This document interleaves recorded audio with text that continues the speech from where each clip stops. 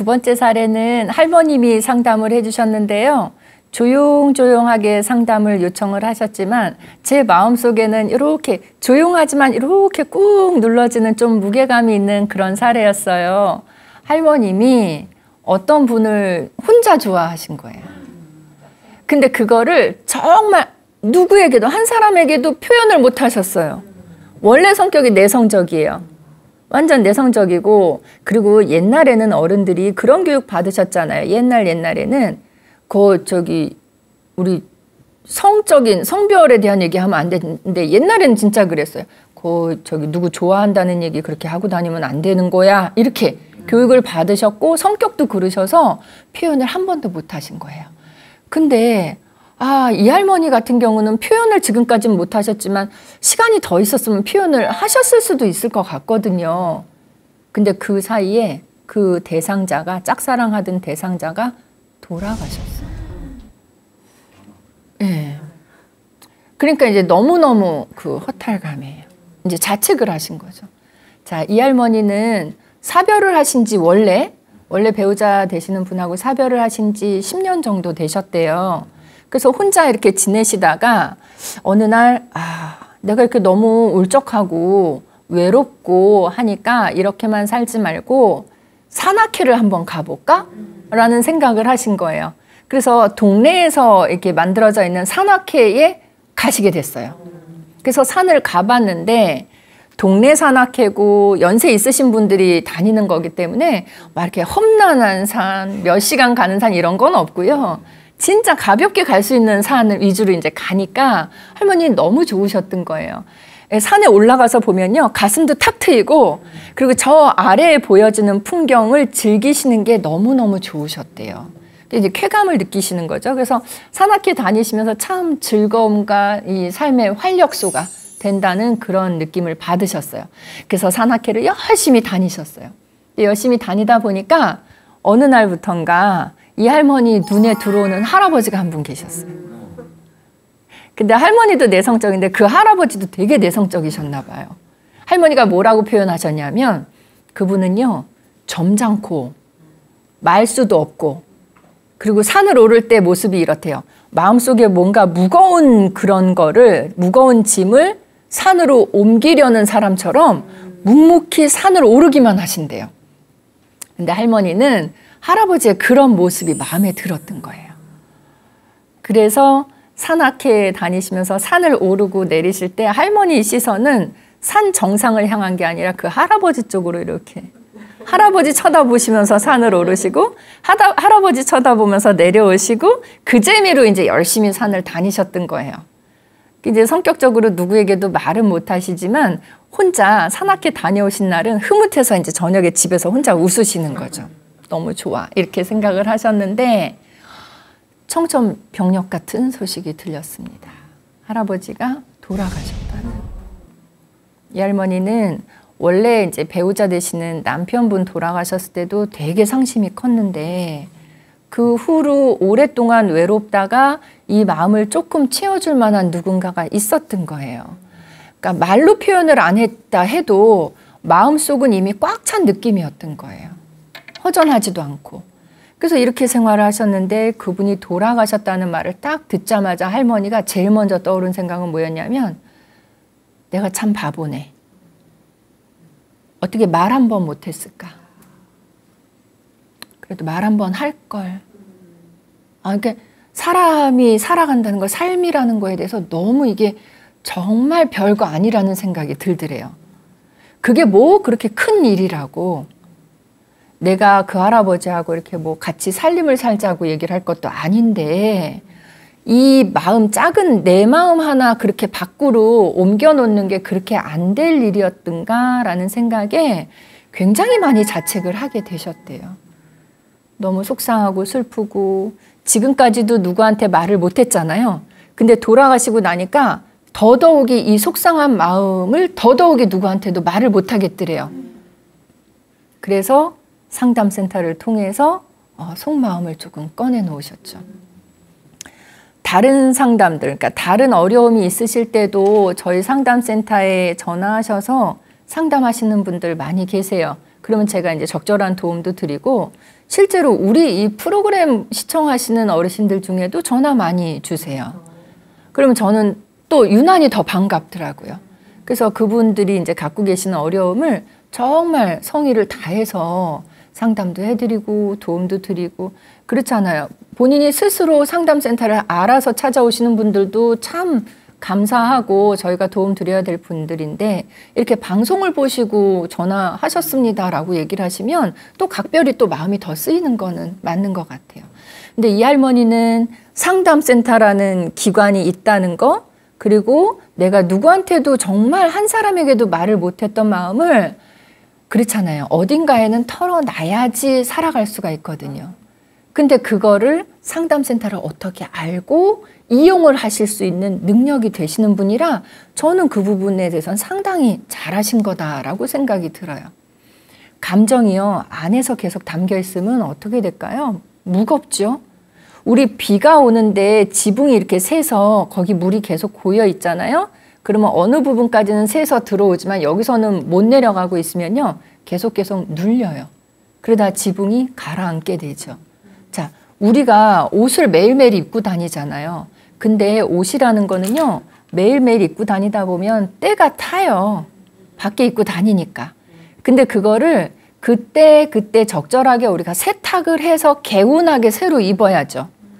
세탁을 하지 않고 때가 탔는데 계속 입고 다니면 어떻게 되냐면 때가 계속 더 쌓이죠. 그럼 이거 나중에 세탁을 해도 제대로 빠지지 않아요. 사람의 마음도 똑같아요. 감정이 좋은 감정이든 안 좋은 감정이든 옷에 때가 타듯이 계속 쌓인단 말이에요. 그러면 우리 적절한 때에 이거를 표현을 해줘야 돼요. 표현을 해주지 않고 마음에 담고 계시면요. 이게 건강으로도 영향을 미쳐요. 안 좋게. 그래서 이 생각 하나가 뭐 그렇게 커요 라고 얘기를 하시는데 생각하는 게 심리에 작용하고요. 이 심리에 작용하는 부분이 신체적 건강에도 작용을 하게 돼서 질병으로까지도 이어질 수가 있단 말이에요. 근데 이 할머니는 오랫동안 그걸 품고 사셨고 품고 살았지만 이번에 이 짝사랑하던 분이 돌아가신 다음에도 계속 품고 사셨다면 아마 더 크게 지장이 있었을 것 같아요. 근데 그나마 다행스러운 건 상담을 통해서 이 무거운 마음을 훅 상담에 다 털어버리실 수 있다는 거. 이건 저는 참 저희 상담센터 아니어도요. 다른 기관이어도 반드시 이용을 하셔야 될 부분들이에요. 그래서 그 부분은 참 다행이라고 생각이 들었고요. 지금 이 할머니하고 상담에서는 저희가 연속 상담으로 연결을 했고요. 할머니 마음속에 담겨있는 감정의 덩어리가 워낙 커요, 부피가. 그래서 한 번에는 다 꺼내기 어려우실 것 같고요. 처음 상담에서는 그중에 제일 무거운 거, 제일 큰 덩어리만 저희에게 꺼내 놓으셨고 저희는 그거를 알맞게 이렇게 분해해 드리는 역할을 해드렸어요. 근데 저희하고 상담하고 나서 이제 상담 끝나고 나서 한 일주일 동안 생활하시다 보면 아 저쪽에도 감정이 들어있었네 저쪽에도 아직 구석에 있었네 라고 싶은 게 있을 거예요. 그거를 이제 다음 상담에서 또 꺼내놓으시고 하다 보면 마음속이 좀 가벼워지실 수 있을 것 같고요. 또 하나 우리가 생각해 볼 수 있는 효과는 이렇게 여러 차례 상담을 하시면서 마음속에 있는 감정을 이렇게 상담센터에다가 쏟아 부으시잖아요. 그러면 상담이 마무리될 즈음에는 이런 생각을 하시게 돼요. 아, 앞으로도 마음속에 어떤 고민이나 뭐 좋은 생각이어도 그런 감정들이 생기면 꼭꼭 숨겨놓지 말고 이렇게 하는 게 훨씬 개운하구나.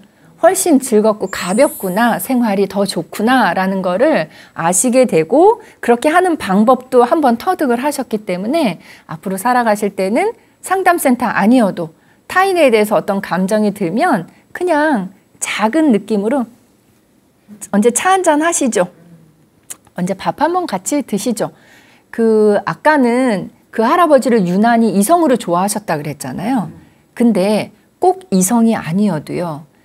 할머니지만 남성 노인을 보실 때도 아, 참 나랑 잘 맞는 성향인 것 같아. 이런 느낌 받으실 수 있거든요. 그럴 때는 아이고 우리 다 같이 언제 식사 한번 합시다 라고 말씀을 하셔서 그냥 친한 친구로 지내시는 것만 해도 훨씬 좋을 것 같아요. 그러다가 어떻게 뭐 사랑의 감정이 싹 트면 그건 그때 일이고. 그러니까 앞서서 사별하신 할아버지에 대해서도 제가 조금 안타까웠던 거는 이성적으로 좋아하시긴 했지만 그래도 우리 사깁시다 라는 말보다는 우리 언제 한번 밥이라도 같이 드시죠. 이렇게 산악회에서 오랫동안 보고 지냈는데요. 이 정도 말씀은 좀 가볍게 하실 수 있지 않았을까 하는 생각이에요. 그래서 할머니하고 상담 끝내면서 제가 그렇게 말씀드렸어요. 할머니, 앞으로도 많은 분들 만나시게 될 거예요. 왜냐하면 할머님이 집에만 계시는 게 아니고 산악회도 가시고 복지관도 가시고 활동을 많이 하시니까 좋은 분들 많이 만나시게 될 텐데 그때 너무 심각하고 무겁게만 생각하지 마시고요. 그냥 우리 차 한잔 해요. 우리 밥 한번 먹어요.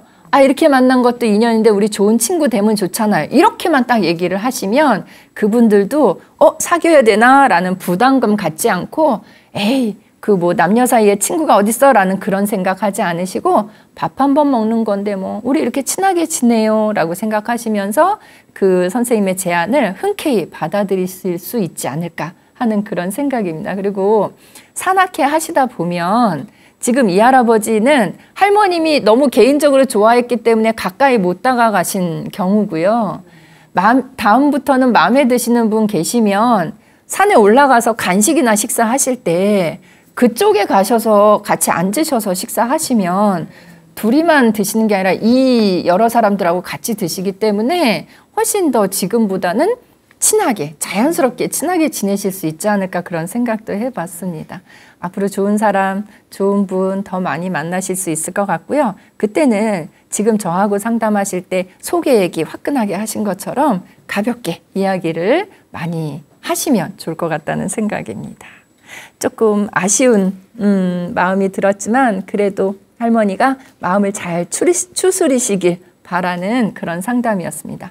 이번 사례 같이 이야기 나누시면서 혹시 궁금한 점 있으시면 질문 주시면 답변 드리겠습니다.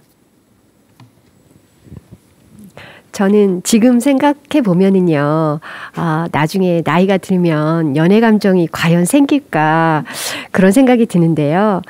나이가 들어도 그런 연애 감정이 생겨서 어떤 만남을 가지면서 또 뭐 교제를 할 수 있는지 궁금합니다. 그렇죠. 우리가 노인은 예습은 하게 되지만 실제적으로 경험은 못하고 노인이 되잖아요. 그러니까 노인들의 심리는 어떨까 이거 참 궁금해요. 왜냐하면 우리가 곧 갈 곳이니까 누구든.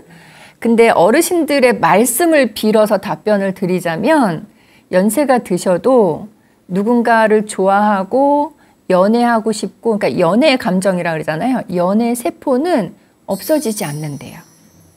그리고 만약에 누군가를 좋아하는 마음이 생기면 그게 더 애틋하고 더 간절해진대요. 젊었을 때 누군가를 만날 때는요. 이게 만날 수 있는 사람이 많다는 생각을 해서 만남이 그렇게 막 무겁게 느껴지지는 않는데 연세 드시고 나서 노인이 되셨을 때 누군가 좋아하는 감정이 생기면 저 사람이 아니면 다른 사람을 만나기 어렵겠다라는 그런 좀 무거운 감정이 드시면서 더 좋아지게 된다는 그런 말씀들을 하세요. 그래서 그 연애의 아까 세포를 말씀드렸는데 세포는 줄어들지 않고요. 연애의 온도로 답변을 드리면 온도가 젊은 사람들의 연애 온도보다 더 뜨겁다고 그렇게 표현들을 하시더라고요. 그래서 어르신들은요. 누군가를 그 노년기에 사귀시게 되면 좀 장기적으로 오랫동안 사귀시는 그런 모습들을 볼 수가 있고요.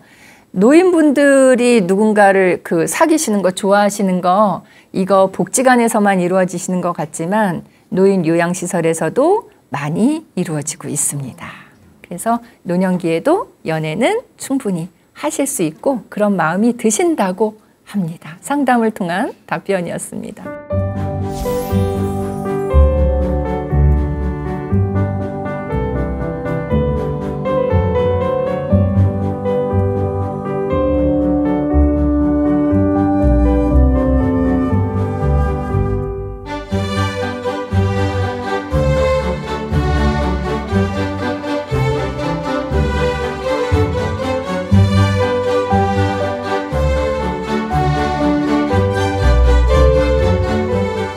자, 오늘 이렇게 두 편의 사례를 통해서 피해망상 있는 할머니 사례하고 또 좋아하셨던 분과 사별하셨던 할머니 사례를 봤습니다. 사시다가 참 외롭다, 참 좀 외롭다 내지는 허전하다 이런 마음이 드시면 혼자 마음에 담아두지 마시고 그때 친구분에게 또는 다른 사람에게 표현하기 어려우면 일기장에라도 털어 놓으시고요. 뭐 이도저도 하기 어렵다 그러면 저희 상담센터로 전화하셔서 저희하고 외로움을 달래보시면 좋겠다는 생각입니다. 오늘도 함께 해주셔서 감사드리고요. 다음 주에 또 다른 사례 준비해서 찾아뵙겠습니다. 감사합니다.